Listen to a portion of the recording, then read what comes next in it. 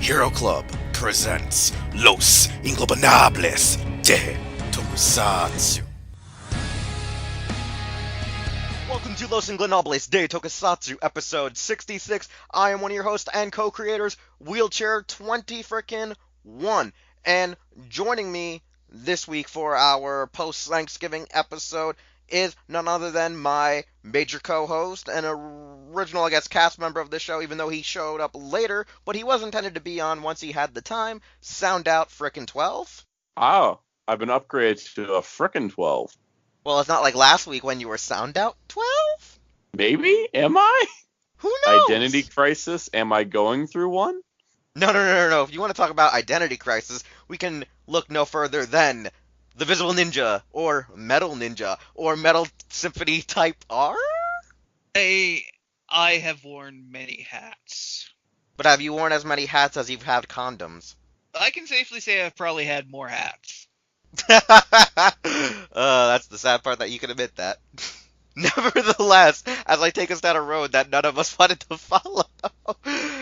What have you done? I don't know. It's not as bad as earlier with Visible Ninja turning. I'm not gonna panic, and I hope I don't shit acid. I'm not gonna make it. It's almost over now. Unlike the Gundam stream, it's not actually over every time another Asian person comes on stream, though, to talk about what's the next project going to be. But that's a whole nother story if you have joined us on Twitch recently when we actually watched the Gundam 40th Anniversary project. That was a thing that we all did recently. It was kind of crazy. It was very hectic. We have a highlight reel eventually that's going to go up most likely on, like, YouTube or whatnot if it already isn't, per se. Unless we decided that we're too stupid for anyone to actually watch. Yeah, we just find out it's too incomprehensible bullshit that we can't even, like, make sense of. But nevertheless, we have an interesting episode of Los Ingobernables de Tokusatsu, because if you were following us last week, we did mention that we would be carrying over our main discussion from last week, which was Guilty Pleasure Tokusatsu series and films that we like, as well as, just whatever happens this week. So what we got for you later on in the show after we finish up our discussion from last week. We're getting mechanically violated. Yes, we are. We're going to get mechanically violated by Yarzan and Hakaider, because at first he thought he was going to violate you, but then he was like, going to violate you. It is a, I believe, 96 Amamiya film. It's either 95 or 96, and it was one of those things for, like, a anniversary of Toei. I think it was an anniversary of both Toei and Hakaider at the time, as well as, like, a tribute to, like, Ishinomori way before he had even passed. I have to correct your date time. We don't, when Amamiya works, we don't use normal, like, dates. We use the BG and AG timeline. So this is going to be 9 years BG. God damn it, you're making the B before Garo and the after Garo. Oh, here we go. This show's already off to a rocky start. Also, we're gonna briefly talk about how the hell Toku HD realized that they could do a second Kamen Rider poll, which was just as hilarious as the first. But we'll and talk I want about them that to hire briefly. me.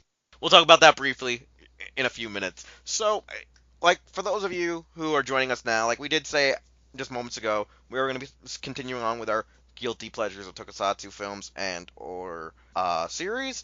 And last week we had it that Visible Ninja did address shows like Kamen Rider Ghost and Go Sager. Soundout addressed shows like Five Man, and I Wizard. want to say, yeah, Wizard.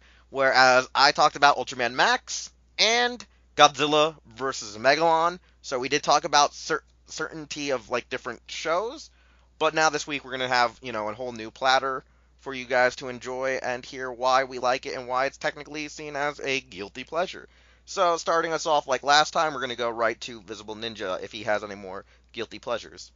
Well, I too enjoy Godzilla vs. Megalon and some of the crappier ones. Like, one I especially like, which is one of the first things I can ever remember watching, which is what kind of got me on the route to being a Tokusatsu fan when I was like 2 or 3. And again, I can't remember exactly when, but I remember this was one of the first ones, and it was Terror of Mechagodzilla, which I know isn't, like, it's not as good as, Mechagodzilla, but I don't know what it was about it, because it had a bit of a, the key recap at the start with, Godzilla and Fate Godzilla, then his skin burning off, and then Titanosaurus was kind of weirdly cool, at least when you're a kid, especially since he sounds like a laughing elephant thing.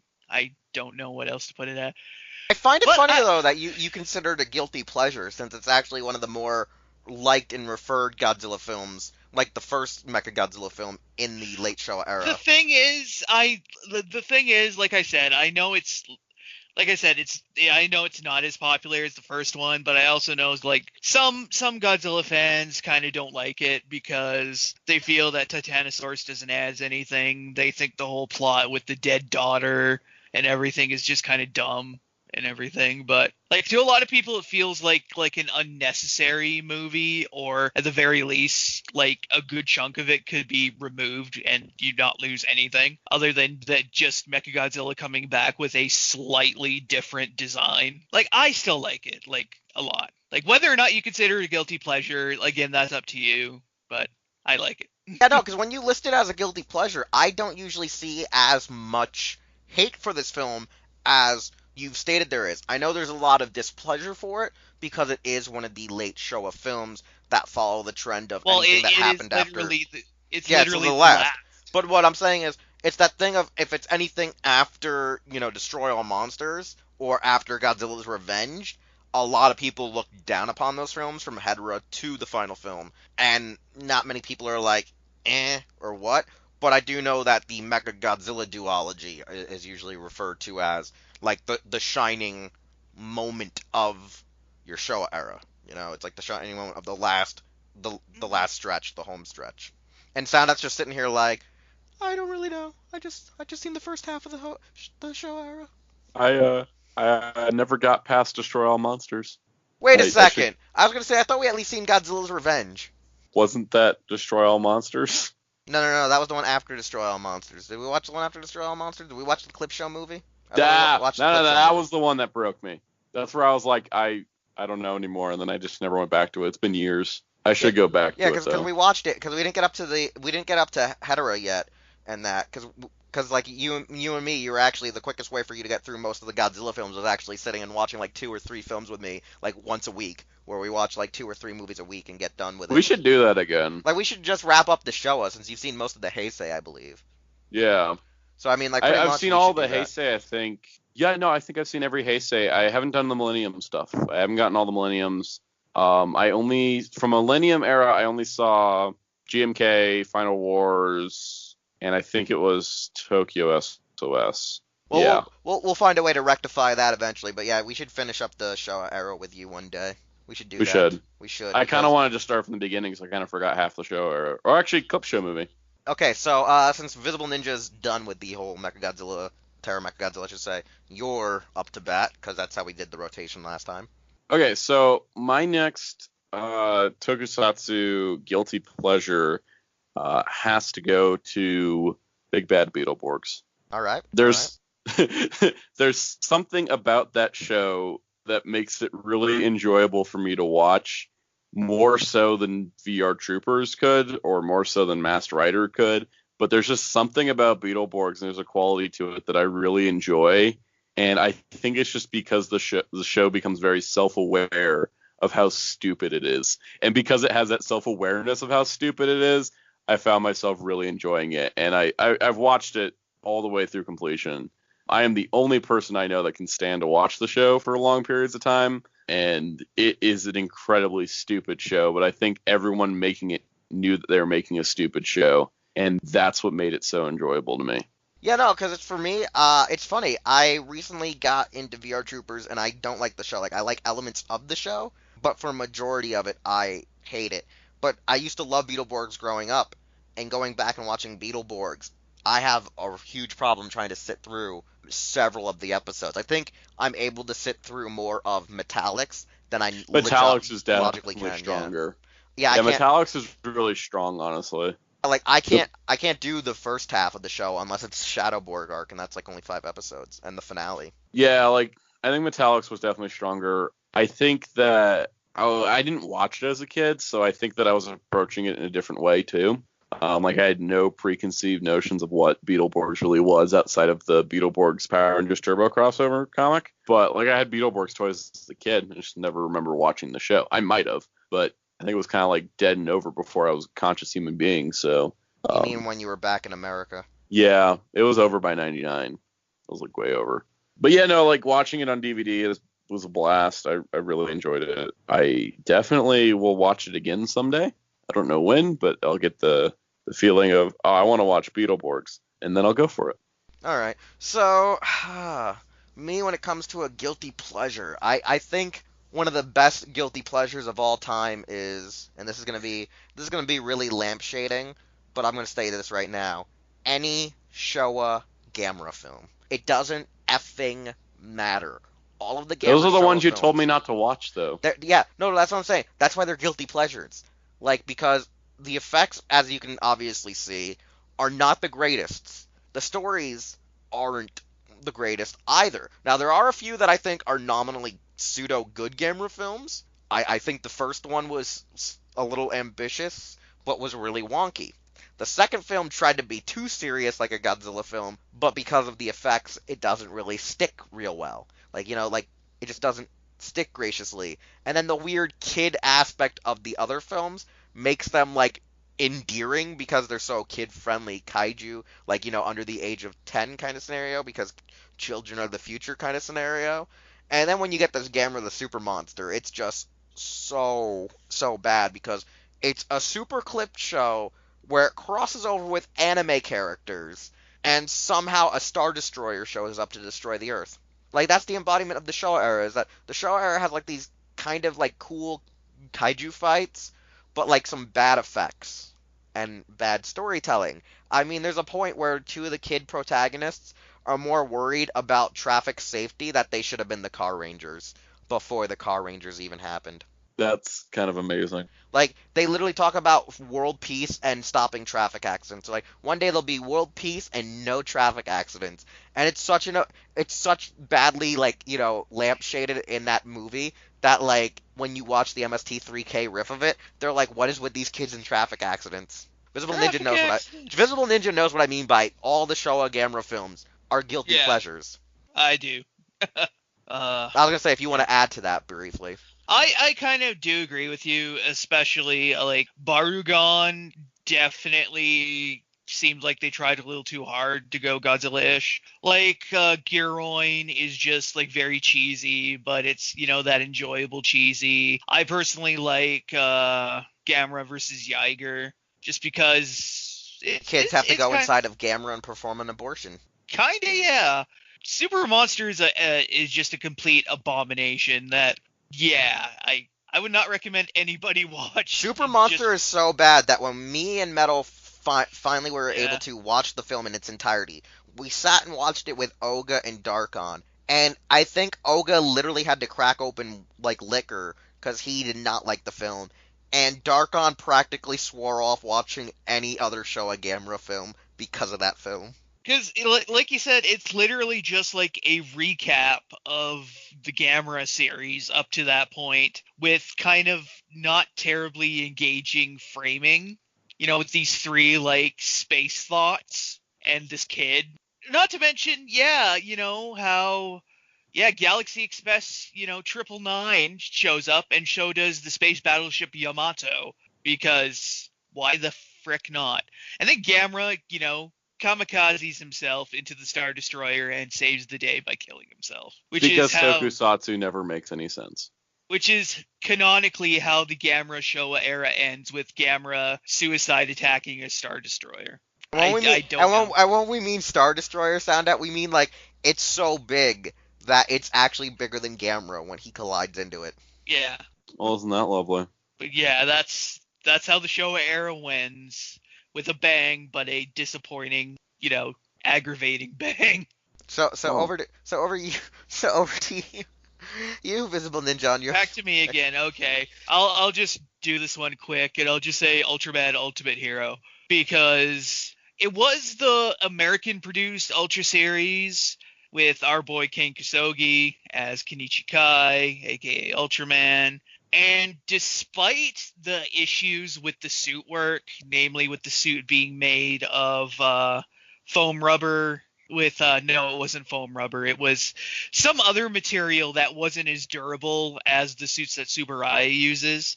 So they were limited with what they could do with the powered, as they call it in Japan, suit. But like there was some good, like some of the plots, like the entire series is basically a reimagining of the original, 66 series. But some of the reimaginings were interesting. The reimagined monsters are pretty much all like pretty damn awesome. Like powered Baltan looks badass. Powered Jamila looks a lot more, resembles a mutated astronaut a lot more than he originally did.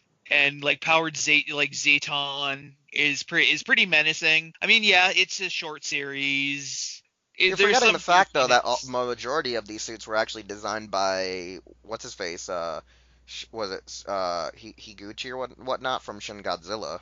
Yeah, because they were meant to essentially be like basically take monsters from the original series and revamp them. And like I said, like they're all freaking great. The powered Red King, both the male and the female, look awesome. Like I said, powered Pestar actually looks like some kind of mutated crustacean instead of like a weird bat thing with like two guys on either side of it in starfish suits. You know what I mean? But like I said, despite that, like I said, the actual like ultra fighting wasn't terribly great. Some of the plots are kind of stupid, though some of them were kind of good. I kind of I personally liked all the actors, but like I think the direction was poor because some of the actors are like noticeable 80s, 90s, like reoccurring actors, I know, but it was poor direction all around. Well, yeah, because it kind of has that feel, which, like I said, like they weren't horrible, but they weren't the best either. You know what I mean? And like Kane himself wasn't too bad. He did this, I think, the year before he went back to Japan to do Kaku Ranger. So yeah, because what happened was they filmed the show and it didn't air till literally he was already filming Kaku Ranger. Like, yeah, I know it was filmed in 93, but it didn't air till like 94. So, but like there's still a lot about the show I like. Like I said, the monster design, some of the plots are actually pretty decent, if a little stupid, like da. Oh yeah, the da from Powered is probably like one of the best da-das ever. Yeah, those two syllables. That's the whole joke sound out is like Powered Dada is actually the best. Like, I think the best plot line of Dada's ever had. Yeah. So, like, for me, like I said, like, yeah, it's not great. And speaking of great, yeah, it's not the greatest Ultra series. And compared to the other one that they outsourced to a different country, which was Towards the Future, a.k.a. Great, which turned out a lot better. It's a guilty pleasure because I still enjoy a lot about it, even though it's not the best Ultra series. So. It's not the best. Around. And it's not gonna ever take you down. Alright, Soundout. Next pick. Well, I think it all depends on how we're defining guilty pleasure. Like, do you think it's crap and that you still enjoy it? But what if you don't think it's crap, but the rest of the fandom does? I guess you could still technically say that's a guilty pleasure, because... What if you think that everyone's opinion about it is wrong? Well, that's me with Go Kaijur, because Go Kaijur is not the best Sentai. It's not. But Go Kaijur's kind of a guilty pleasure, and so I'm going with Go Kaijur because for as much bad stuff is that goes on with that show and how it's got really poor placing and all kinds of stuff there's like 100 things that we could talk about with what's wrong with the show. But talking about what's right with it is that I just really enjoy watching it. Because it's this giant mashup of Super Sentai history that's funneled through the eyes of people that don't care about Super Sentai history. But yet, unlike some other anniversary series, like a current Kamen Rider one, it actually pays care and respect to the shows that came before it, instead of just trying to like erase history for no reason. And even though the Gokaijers themselves don't really care about the history of the Super Sentai, it's very obvious to the audience that the people making the show do. And so it's one of those things that's like nowadays when I finish a Sentai show, I go back and I check out the cameos or tribute episode for that series within Go Kaiger. But every time I go back and I hear that wonderful theme music, I just get really excited and I really enjoy it. Yeah, because with Go Kaiger, like, I immediately, like, with the Sentais that I haven't seen, I go back and I check with Go Kaiger, because Go Kaiger did take liberties of them, like, going, oh, this is the basics, like, oh, I just went on Wikipedia and read what the synopsis was about, but didn't actually go back and do my research kind of thing. It's probably because they didn't have time. Yeah, no, because that is true. They don't either have time, or the guy who works there is either dead or retired, who wrote the series.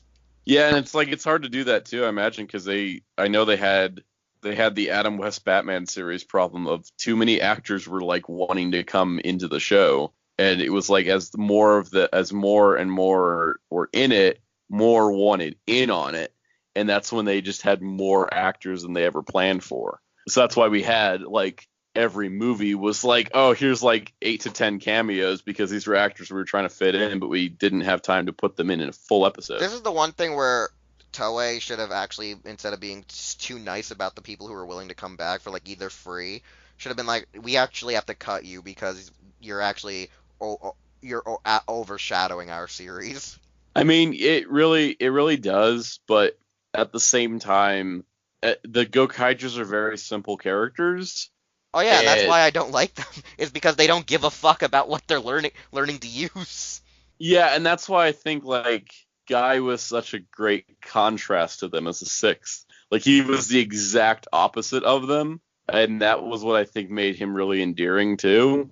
But also was like really needed in order to like kind of bridge the gap between the Gokaijers and the Sentai that they're trying to get the powers from. Oh yeah, and it's funny. The only time they actually gave a real rat's ass about the power was when one of the original assholes of Sentai literally showed up and was like, "You're nothing like my team. You call yourself a Sentai? You call yourself a Red?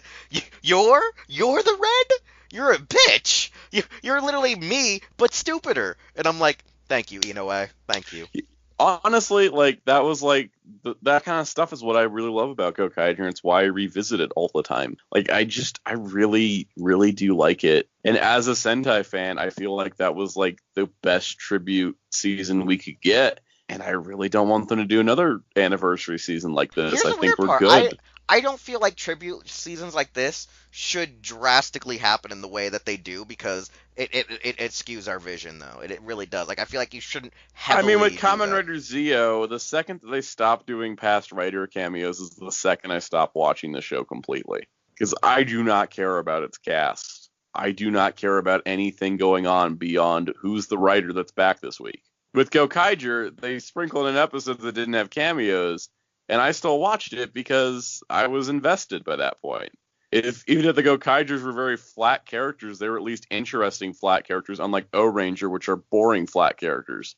Like where they had character development for like 4 episodes, and then someone was just like, characters? Who said we needed characters? Right? Like, I honestly think that all of the O-Rangers have the same personality, and you could interchange any of them into any of the episode plots, and nothing would be different. It was like someone went and wrote O-Ranger and was like, hey, let me try to make them like a Sentai that like takes place around like, you know, the original series and a little ways before Bioman, where they have a character that's consistent with the show, but they're also super flat, but no one's gonna allegedly notice, but then everyone notices. And that's why Car Ranger had to save us. Even though actually it was Mega Ranger's time change that really saved the show. That's true. But yeah, so basically I really enjoy Go Kaiger, and you know, it's flat characters, or at least interesting flat characters, and the tributes are nice. And yeah, that's a weird thing I can always agree on, is I like the tributes and I like the effects and I like the choreography, but like as a story, I just think it's just like one of the flattest shows I've ever seen. But also for me, I never watched Sentai for the story. It's about the characters. It always is. I don't know, because like it's some Sentais where it's more about the characters, and then other Sentais it's like it's better about the story and the characters. Some Sentai, the Sentai that try to go too story focused end up usually falling flat in a lot of areas. I know with Q Ranger, if they had spent 3 episodes less on their plot and 3 episodes focused on Garu, it would have been a more balanced like character field. Because I felt like he just ended up being like the pet of the team that did nothing. And it's like when they did give him focus episodes, it was nothing about him. It was just like, oh, we're going to have him cross-dress again. And it's like, there is no character there. He's just the mascot at that point. But yeah, I like Gokaiger. I really do. All right. So for my next guilty pleasure, it's hard for me to choose because like I usually if I hate it, I usually just like cast it off and never really watch it again, or I watch it on occasion if like it's a group thing, like oh we're gonna do it for like a podcast review discussion, or it was just something like we chose to review together just for lols because none of us have seen it in a while. I would think that honestly like one of my guilty pleasures, I guess I would have to say that I watch by myself or on occasion with Projekt is actually like we watch like Kamen Rider Double, where it's a show that I think going in we were hoping for more than what was really like delivered upon. In a sense, it was like one of these shows where with Double, when for me and a few other people, when we heard the show coming out that it was going to be a detective show, like some of us assumed it was going to be very, I guess you would say, like actual detective. Like we legitimately thought it was going to be very detective based, a little bit more like old school Showa, early Heisei, where if it was a mystery, you actually may not actually know who your monster of the week is going to be. Like there was going to be like a plot twist, like you don't see it coming no matter if you're a new viewer to the show or an old viewer of the show. Like you're going to see it, you weren't going to see like these plot twist comings on who is your dopant, who is your member of the Sonozaki family, like informant, like who's who and who's what. But what was ironic was it felt like Double felt like they kind of wrote it actually per se. I guess you would say they wrote it rather obvious even for like the younger audiences. Like it felt like it was an actual natural. Would you say it's like more like they wrote it for a younger audience? Like it felt like it just felt like for a younger demographic than you assumed it would be when it came to like their mysteries and plots. I feel like Double was the big shift where Kamen Rider went from being this kind of, older kid, early teen show to like, how it was like kind of mid to late teen with the early Heisei stuff. It kind of went from like being an older kid show to being like, yeah, we're going to market this to like the average kid. And then that's kind of like, it's like there was a demographic shift with Toku around that time where both Sentai and Rider ended up getting pushed to younger demographics, where like Sentai started going towards the preschool demographic while Rider started going to the primary school demographic. So instead of being like Sentai was primary school, Rider was like middle high school, you had Rider going into the middle to primary, and then with like Sentai just dropped demographic wise, especially with Go Sager. Go Sager was like one of the kiddiest Sentai we've gotten. So it's just like one of those things. Is like it was the shift for Rider after Decade to be more marketable, definitely more marketable toy wise, but definitely targeting a younger demographic. So we also get more comedy, more just a lot of more of the tropes we still have today. Yeah, and like that was the thing that kind of actually annoyed me, was that when we got to that show, when we got that series, it was just like, well, hey, we have this, or hey, we did this, and it kind of just irked the hell out of me when watching Double. Like I felt like it really became Babby's first Rider, and it shouldn't have. Like I really feel like it shouldn't have, but it did. And I didn't mind it at the time, and that was because it was my first Japanese Rider show. Like I know it doesn't bother you, but like for me, I was already into Rider for I think at least a good few years, like fully watching it, and so like it kind of did irk the living hell out of me. And and this is the funny thing too, because I actually was watching quite a bit of like Asian dramas and soap operas.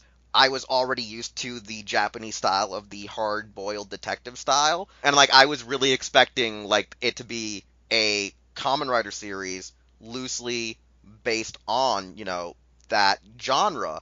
But what we ended up getting was a badass character as like a background forefront. Like, he's there, he's established, and he's just, as I guess you'd say he's like a piece for development, but at the same time, the development felt very arbitrary at times because it was like the character already has these abilities about him that makes him just like, Kamen Rider Skull, but like you really have to like knock the sense into him, and it was a very weird element that became very more apparent in a lot of the Tokusatsu series, where oh, I have this ability of being a super serious guy, but I'm only super serious like after like I get kicked in the dick. Yeah, and it was a shift. And here's the thing: Skull was like the most brilliant thing ever because from a marketing perspective, Skull merchandise sold much better than Double merchandise, and they made a fortune off of Skull, especially with the fact that they would like have movies just focused on him, and those were like incredibly popular movies that made a lot of money. So in a way, that worked in the marketing sense. I think like Ryder has gotten more about the toy shilling than it did before. More about marketing, more about a lot of things. And I've complained about this on the show before, so I'm not going to go too far into it. But Ryder became less about the series and more about the toys, I think, starting with Double. Yeah, and that was the thing that kind of annoyed me a little was that like I sort of caught the trend like with Decade how they were getting more gimmick heavy, and so when we finally got to say Double and then O's, it was just like for me I felt very annoyed because I really liked how Double was like this old school, like like the joke I always say is like fans have this misconception of if you're a like Rider fan or if you're a Sentai fan, like there's this idea of Rider is this for this and this is how it's always going to be idea, but then like it's a lone rider fighting for his style, and he may have some non-powered assets or backup guys, or he'll have a couple of secondary riders. So it was like one of those things where, as we went further, it was more like they strayed further and further from that old allegory I kept hearing, from fans per se. Fans were like, "Oh, this is what Kamen Rider is. This is what Kamen Rider is." But it was like as we kept going into the 2000s, it kept, I guess you'd say, slowly pulling away from that meaning, from that arbitrarial description of what fans thought Rider was. So that's just it's like that old meme during that came out during X-Aid where it was like Rider 1 like threw a guy off a mountain, and then like X-Aid was summoning a burger for armor, and it was like, yep, same franchise, 45-year difference. Yeah, so that was the thing that kind of annoyed me per se. But anyways, I think we can wrap up our conversation now on this and go into our next discussion, which is Toku HD actually, did a second poll because they realized they only did 24 hours and had the ability to do a full week. So what's everyone say about that Toku HD went with this concept? Obviously, the first poll got a lot of response. Either they didn't realize that people were sharing it, and then when it was over, they were like, oh shit, we have more to talk about. Yeah, and it's one of those things where people are like, oh, look at how much response there is. Toku HD's going to get Rider. It's like, no, they still got to talk to Toei. Well, yeah, I mean, that's something we mentioned on my show, is that we kind of don't really know what's going on. If anything is, like, this just could be just a social media, just general question. It could be, a serious question of of interest or intent. They could already be negotiating with Toei. They might already have a deal. But yeah, some people are reading too into it. Like, I'm of the camp of just hoping that they're maybe talking to Toei right now, and they might use, the massive response to, their first poll and this poll as kind of a show of it that, there's an audience for it. There's a market for it, so it could work. You know what I mean? Yeah, they definitely show that there's an audience for it. It's just, the thing is that, like, I talked about this when I replied directly to them. I was like, you can't just do it off the most recent show like everyone's saying, because while you'll probably get some new people, you're not going to get the Rider fans that have already been in the franchise because they just watched that show like a month ago. Like, they're not going to go rewatch it all again. You got to get some extra mix-up, so you got stuff for new people, but stuff for the old fans that are already here, so that you don't end up with nobody watching the service and the current Rider fandom not supporting it. Yeah, and this is something that I want to build off of what you were saying, though, Soundout, was that Demon Wolf also said, go back to what we said moments ago when it became too gimmick and heavy, is that when you get introduced to a newer Rider that's even more fresh in the fandom's mind, you start believing that Kamen Rider is all about toys. And I think you said this once on the show, too, is that if you try to market seasons that are too toy-based, how are you going to market that show if you're not distributing those to your market? Right, and that's something that Toei's going to be thinking about, because that's why they only like I'm sure Shout Factory's probably been like, oh, could we get like a more recent Sentai? And they're probably like, no, just keep going in the order you are. The fact that, we got Jetman was kind of amazing, honestly. I wasn't expecting that. And that's just because the whole marketing plan so far just been essentially just doing what was already Power Rangers, people already know. But then Jetman was the most successful. Jetman was definitely the most successful Sentai DVD, which we could tell from Amazon's sales tracking thing that they did. But it's really hard to say what writers will be successful. And at the end of the day, Toku HD is trying to figure out if there's interest and of what interest to have. So that way we can get, if we can get Rider in North America in that capacity, that'd be good. But Toei is also fickle, and they could be like, look, Amazon's didn't do great on Amazon Prime. And then they're just like, we're not going to license Rider for a few years. We have to wait. Now, this is a funny thing that you and me joked about since we've been talking a lot about Kamen Rider Dragon Knight and Ryuki, since someone recently did the scrubs for Ryuki themselves. So we've been talking about Dragon Knight and Ryuki and the difference between the show with you and me off air and on air. But one of the funny things I think that you and me are also forgetting is, let's talk about before we even got to Double and now. Let's think about something that the Wangs themselves actually specifically stated was, and this is the thing that the Wangs said, I think, magically. The Wangs said this the best. Back before, there was even a decade, they said to themselves, what can we do, what series can we do to bring to America? What Kamen Rider can we bring to America that would work? And they looked at all of the, I think, stuff up until around Kiva, and they were like, well, we can't do Kuga and Agito because there's not that much to market to the children, because we're in an era where toys reign supreme and it's not about the show or the action. And the overall story seems very dark. Ryuki and Kabuto, they were like, oh, these two look very similar.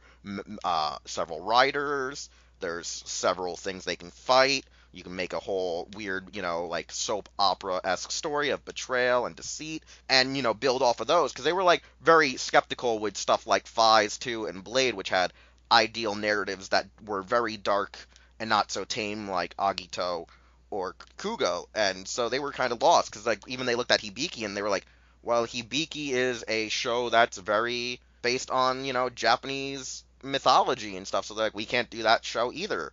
So it's one of those things of, look at when the Wangs tried to bring over, Kamen Rider. They had no chance in hell to bring over majority of the Heisei riders because they were dark just for adaptation-wise. So think about, on the marketing-wise, too, is well, if we have to take a show that's too toyetic, how do we market those 2-hour subscribers then? Because they'll probably be like, oh, I want to now buy this merchandise. It's not like with Sentai, where most Power Ranger fans are buying Sentai because they want to see the difference between the shows. With Rider, we've not had enough Rider adaptations for people to be like, oh, well, I already bought the American toy, so, I don't really need this Japanese toy, and most of the toys back then were all the same, make and model. So I think it's really up to what can they do and how can they do it, so it's not, screwing up, their service, because, like you said, if they do a thing that's been subbed out the ass, people are going to complain, well, I already have it subbed, why do I need to buy your $4 subscription? Yeah, we don't need it. We don't need Build. Build's been subbed by 5 different groups. X8's been subbed by 6 different groups. We've got Ryuki from 4 different groups, Kuga from 3. None of those. Nothing has been subbed a whole lot. Agito, I think, only has 1 complete sub out there, and Showa stuff like Skyrider and X don't have full subs yet. Heck, black subs are kind of hard to find nowadays. Black and Black RX would be good picks. There's already, a good interest in Keita Amamiya here in the West, so maybe that's where you start. Plus, a lot of modern Heisei Rider fans haven't seen Black or RX. And technically, RX is a Heisei series if you really want to think about it, but we're not going to have that discussion here. But I think, you got to go with the shows that don't have a lot of fan subs out there. Because when there's a lot of fan subs out there, like with some of the Sentai stuff, like G-Ranger, people were like, oh, there's 2 different subgroups out there. I've already found the subs I like. I don't need to buy the official ones. And so you get into a dangerous category when you have too much sub out there. Yeah, so I think that if they really want to improve, don't go right for the current decade. If you go for the current Unless decade, you're going to simulcast, don't go for anything in the last 5 years. Don't go, especially for the last 5 years, too. So go with a lot of the older stuff. Go for Showa, go for Heisei. And the funny thing is, too, don't forget when Crunchyroll first got a deal with Ultraman, the Ultraman they got was, I think Leo was one of their first ones. And Mabius and Max was another one. So, they didn't have much to, argue and trifle with, like they didn't have to do too much, to get those shows, like they got a lot of the, we're not too modern, we're not too late, and they got a late show, like they got a very good range of variety, and I think Metal said they should try that similar aesthetic too, is get a early Heisei, get a mid to late Showa, and you have a fun time. Like you have no problem, you get a good distribution on how to gauge your fandom then. And I think most of the people who already subscribe to Toku HD are not your average casual. They're your old school Godzilla Ultraman fan who already knows what Tokusatsu is and what they like about their Tokusatsu. So if they get Kamen Rider, they're going to be hoping it's, Ichigo. They're going to be hoping it's guys like Amazon X or Amazon. Stronger. Black. Yeah. V3. Like they're going to be hoping it's someone good, someone that they love, someone that they care about. Like if it was a Sentai, they would be expecting anything pre-Jew Ranger, I would suppose. Yeah. Like I would hope they were assuming, Yeah, like Turbo Ranger. Yeah. I feel like Turbo Ranger is so frickin' cursed because every subgroup that starts working on it ends up folding like before even getting to the 15 episode mark. So I don't know. Like official Turbo Ranger subs are probably the only way that show's ever going to get completed. And that's all I can really naturally say is that it's very skeptical on what they should do, but I think they really need to work off of, like, say, the Crunchyroll method if they want to gauge their audience better. Because even though Rider fans say they support the official release, a lot of Rider fans are Sentai fans, and I don't see that many of them actually flocking to the DVDs. Like, I do see quite a people, like, on social media flocking and tweeting at Shout Factory saying, yo, I just got this in. It's so great. Thank you so much for getting this to us. But I still also see a lot of negative people going, why do I need to buy it if I already have it? And I'm like, you can still buy it and have both, so I don't see what the problem is. Yeah, that's the thing, is that if we want more official releases, we got to support the ones that are out there right now, regardless of your, if the whole community rallies together. I don't care if you don't like Jetman, but if Jetman sells really well, we're probably going to get 5-man Turbo Ranger, et cetera, et cetera. So let's rally together and make sure Jetman sells well. And guess what? It did. It sold out of Amazon for a solid month. Like they had to wait for restocks, and it was amazing. I'm guaranteeing we're going to get a 5-man set. But I can definitely say that, like, sometimes the official release, there's a lot of hype for it when it starts and then just kind of tapers off. Garo live action releases did the first 2 series and a total of 3 movies. And there hasn't been a word on if we're getting anything else. And it may have just been because interest died off after the original series and some of the movies, and people just kind of stopped buying. And maybe they just decided to slow up the release dates because they were putting out one every other month. But right now, it kind of seems like Kraken releasing Garo releases may be kind of dead, and that we're just not going to get any more. But, or the plot New twist Year, is another license got the rights to the, Kami no Kiba era. Maybe the Section 23 didn't get the license for all of them, and they were going, piece by piece. And then someone swooped in and was like, well, we took the other half of the franchise, so ha ha ha, na na na na boo boo. I mean, that could happen too. I would have hoped Kraken releasing at least got Togen no Fue and Demon Dragon of the Blue Cries, because those are 2, Koga era movies. Those are the last 2 of the Koga era, excluding the Zero spinoffs, and that's technically his own thing. Yeah, who knows? Maybe Funimation finally struck that deal that they wanted to do with live action Garo. I don't know. All I know is that, we should have been getting another Garo release this December, but we got nothing. Then again, Sentai Filmworks could be taking a break. It's not like we're without Garo releases, because Funimation just released Vanishing Line Part 1, and Vanishing Line Part 2 is coming out, I think, in February. So maybe the Kraken releases are just like, oh, let's not overtax the Garo fans. Like that one month where Garo Anime Film and Garo, I think it was Beast of the Demon Knight and Divine Flame came out the same month, and that was a little rough. But maybe, that's Section 23 and Kraken's strategy is like, oh, hey, let's not overload the fandom because we know it's going to be the same people buying both of these things. So let's not put them out at the same time, and then that'll hopefully help with sales. Yeah, I don't know so for who sure. Knows? But who knows? I mean, all we know is that they are still going to be pushing that newer poll, and they probably are going to push as many polls as they effing want to. till they get the license. I feel like they're just gonna keep making polls till Toei goes, fine, you can have a show. A show. And then they put out like a massive multi-part poll, which show does everybody want? That would probably be it, and then that would ruin Kamen Rider as a markability if they let the fans decide, because if they let the fans decide, oh god, I think Toei should just be like, alright, here are the 4 shows they can decide from. And it's like, haha, they're all like, Showa, joke's on you. Yeah, like seriously, like if the writer fandom's left unchecked, it's not a good idea. To that extent, I gotta say that, if they did give us the choice of any of them, can we all just like come together and say Skyrider, please? We're not giving you Skyrider. Go to the corner. No. Like, if we get Skyrider and we put it with all the fan subs we have, assuming the X subs will be finished, by the time this all happens, the X sub would be finished. We would have every Kamen Rider show subbed at that point. Yeah. But let's go on to our last and quick final discussion, which is a pseudo movie review. I know Mooch is going to be pissed at us because we're not doing it with him around, but we're not getting mechanically violated with him. We're not, yeah, because if we do, that actually means there will be also viewed as accessories to violating other things, and we don't want to be accessories to his violations. Or do we? We'll find out in the next episode of Mike and Mike in the Morning. Whenever it happens, because we may have been canceled. Or Mooch would just be holding up for more money. He's the diva of the group.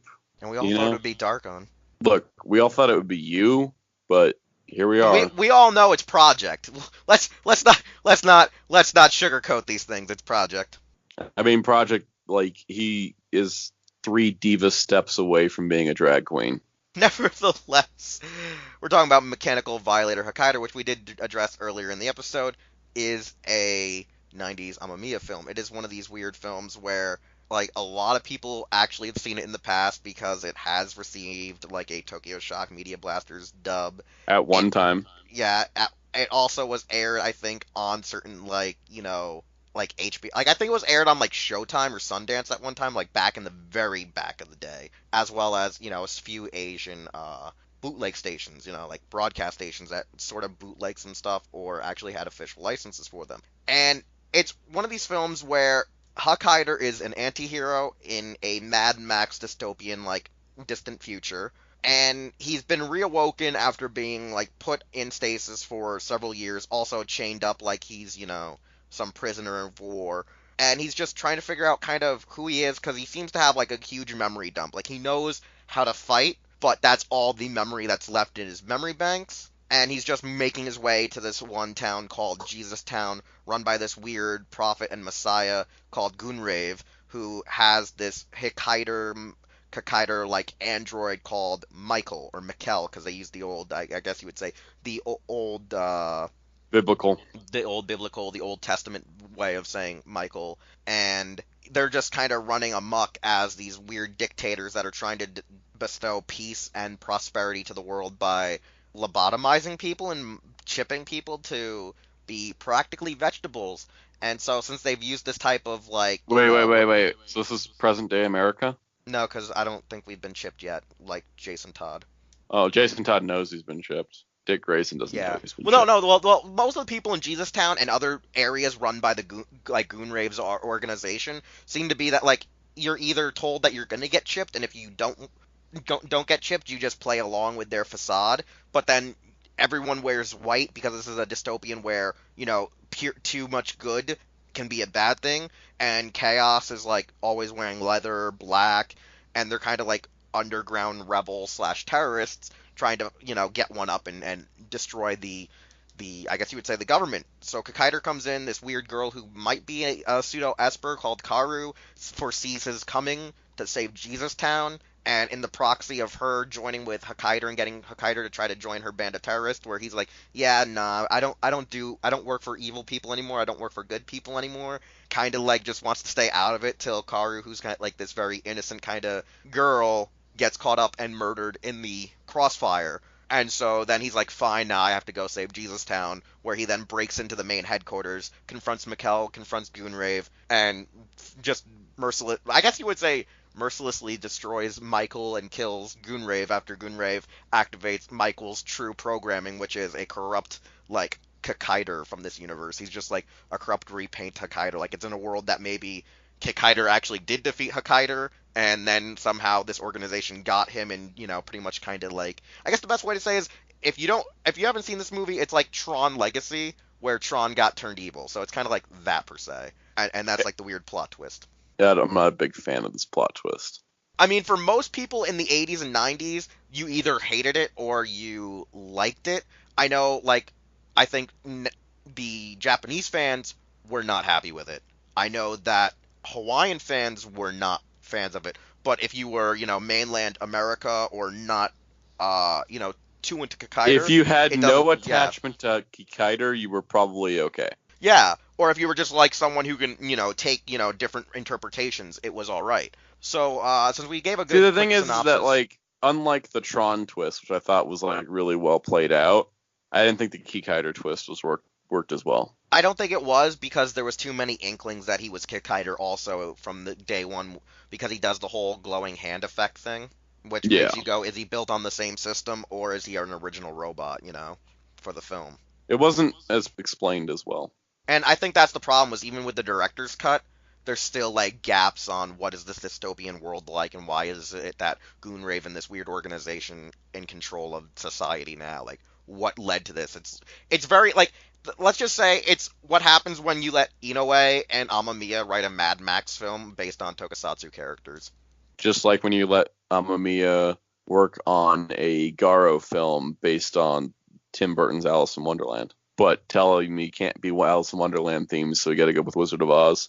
Yeah, so overall though, Soundout, like, what is your thoughts on the film, like for story, action, and that, since we know you don't like the plot twist ending? Terrible. All of it sucks. That plot twist ruins the whole thing for me. I'm kidding. I'm not a big fan of the plot twist, but the rest of the movie's pretty solid, and it's really solid, like 90s Amamiya, and you really can't go wrong with 90s Amamiya. Yeah, it's weird because, like, for me, having seen it, like, the plot twist, it could have been a little bit more constructed, so it doesn't seem like so distasteful a bit, because it does seem rather distasteful. Like, it kind of feels like some of the plot twists in Zio, where it just feels disrespectful to the legacy of the character. Yeah, because, like, with it, they could have actually imposed, like, why he was corrupted, like, was straight on, like, it explains that, it should have explained how Goonrave's, like, society came into what it was, to, like, give you a better inkling that, yeah, this had to have been Hakaider from the beginning of the film, rather than other stuff, because, like, if they would have made it, like, oh no, this is Hakaider, he's been, captured, corrupted over the past couple of centuries, and pretty much everything that you knew about Hakaider, like, in his data banks and memories, have been, like, erased, so even if, like, Hakaider decided to, like, reboot him, there would still be, the original Hakaider to fight by his side to take down this organization. Like, they should have had more of an inkling that he had to mercy kill him just because there was nothing left of what he was, rather than just addressing it kind of like what you think it could have been, for say. It felt really shallow. Like, the twist feels really shallow. Kind of like they threw it in there just for the heck of it, like, where it wasn't really thought through. I don't think a lot of this film was thought through, but then again, like, they did have, from what I know, Ishinomori there as, like, more as, like, an associate and advisor, so, like, he was just there, and he was just, like, fine with what they were doing. And it was one of those ones where, like, if he was fine, then they just kept going, And then it was one of those things where, like Ishinomori, Amamiya, and Inoue were not expecting, I guess, the fan backlash at the time, and that's why, like, in the West, it wasn't as, bad. For, you know what I'm saying? Because, like, I seen the film as, like a young, I would say young kid, and then preteen again, and then a couple of years ago, and just recently. So for me, it doesn't seem as for me, it doesn't seem as bad as it is. But then again, there was no Hakaider in North America for me to really be attached to for the character, so it doesn't seem as awful. It's not like when you watch Let's Go Kamen Rider O's, and the reasoning for them being evil makes no absolute effing sense, and it just destroys that movie's ideology. He pretended to be evil for 40 years. Yeah, so I don't really know, and I can't really say more than that. Like, I think the action is great. I think a lot of the fight choreography is great. I think the symbolism between the fight between, Hakaider and Mikkel is great in the actual room. Like, the hollowed gong, like, clashes of their metal, the, like, sound wave effects, the actual fact that since they're robots who can't naturally bleed, somehow the room is some weird organic life form that is bleeding when it's getting attacked from the two colliding in the, like, I guess you would say, at the main throne room, the main presidential, like, kind of suite room that Goonrave resides in, his major office, like, his little oval office thing. Like, I think that is such an impactful fight, because the symbolic shit that's going on in there is just so crazy but I feel like there's a lot more of a story that could have been developed for this film, where it could have been an anime series, it could have been in its own actual tokusatsu film tokusatsu film trilogy, or actual tokusatsu series for adults before we actually got Garo too. It's one of those things like with Z-Ram, I would love to see it readdressed one day a lot better. So the one Yeah, some Kikaider plot twist expansion. doesn't I think feel like a TV series would have weird. been better. Yeah. Because like I feel like you could still do the Kikaider plot twist and make it more respectful than what it seems like when Yeah, you look because at it. they would be giving Asian it the spin. time to develop it. Yeah, because the only inkling you get is when you see his hands glowing the first few times. Like that's the only indication I got that he had to have been. Kind of like the You know, T on Kikaider. Rinzler's chest, except like a lot more subtle. Yeah, and so like it's one of those ones where I don't hate it, but like it's not one of those things where I don't drastically hate it because I don't really have a real attachment to Kikaider even after seeing it.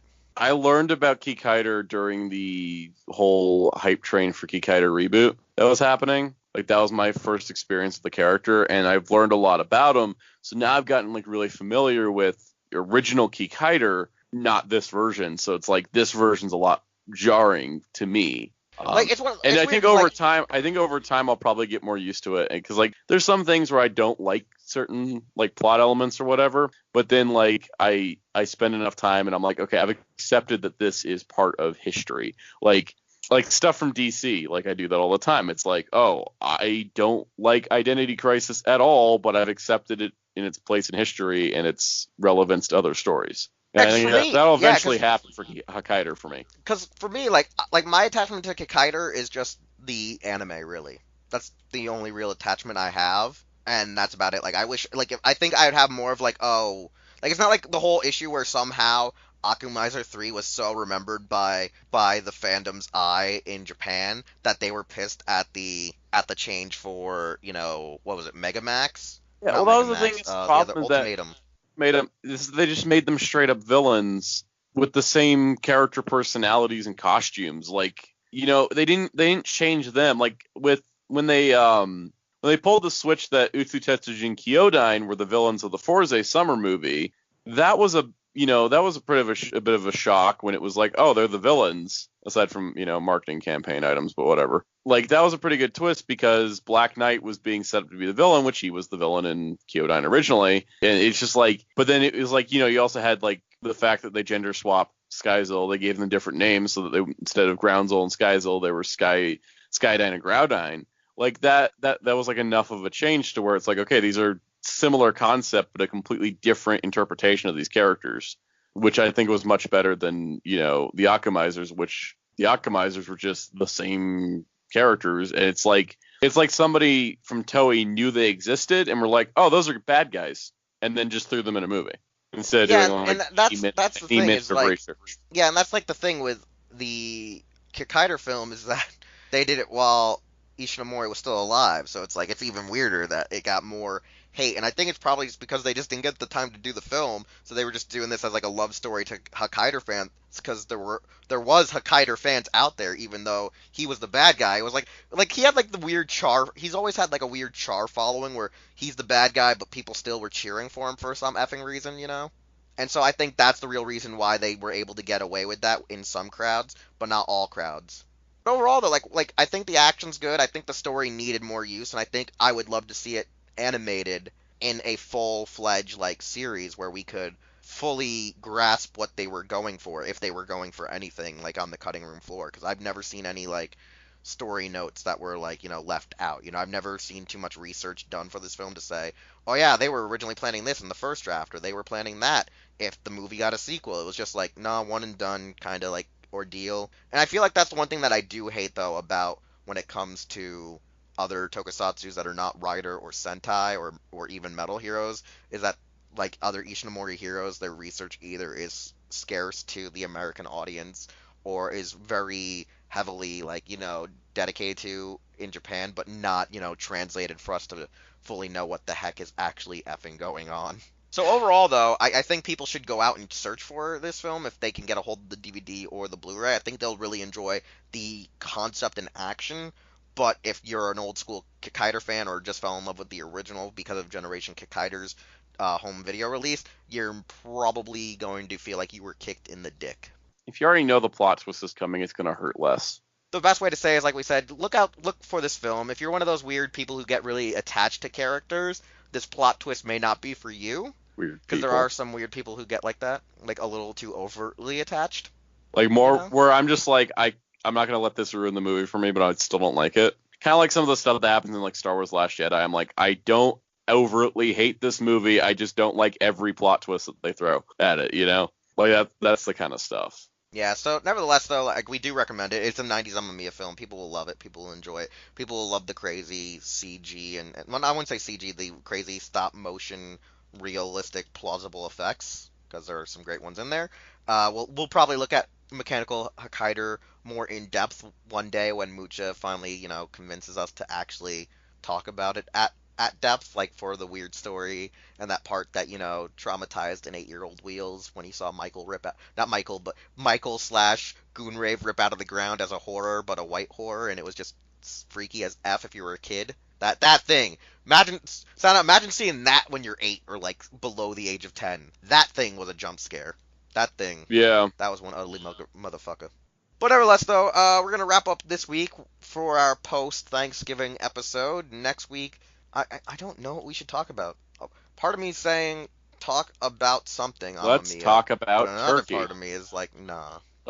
We could talk about Demon Dragon of the Blue Cries. We really could. Maybe we'll review that movie next week. Oh wait, how about we just do a double feature and just talk about one good Garo film with a bad Garo film? What's the good one we're going to talk about? Red Requiem, since we already watched it. Yes. I could talk about Red Requiem for days. So yeah, that's our agenda for next week. Anyways, this has been Wheelchair 21, Soundout 12, Metal Ninja. Our links to how to contact us on social media like Twitter and YouTube are usually down below in the description, as well as you can always check out HeroClub.com, and you can always check out the credits to make sure you can follow Hero Club on various places on social media as such and as so. And we'll see you all next week with episode 67. On the road to 69. Oh yeah. Hey, it's Wheelchair 21, and thanks again for listening to an all-new episode of Los Ingobernables de Tokusatsu. If you want to hear more content or see more content from the Hero Club YouTube channel, we're going to need you to subscribe, like, comment with some feedback, and share this channel with a friend. We also would like you to check out our website, hero-club.com, and follow us on various social media outlets just by looking up Hero Club for Life, as well as the stores you see are where we shop. Anyways, thanks again, and we'll see you all next time.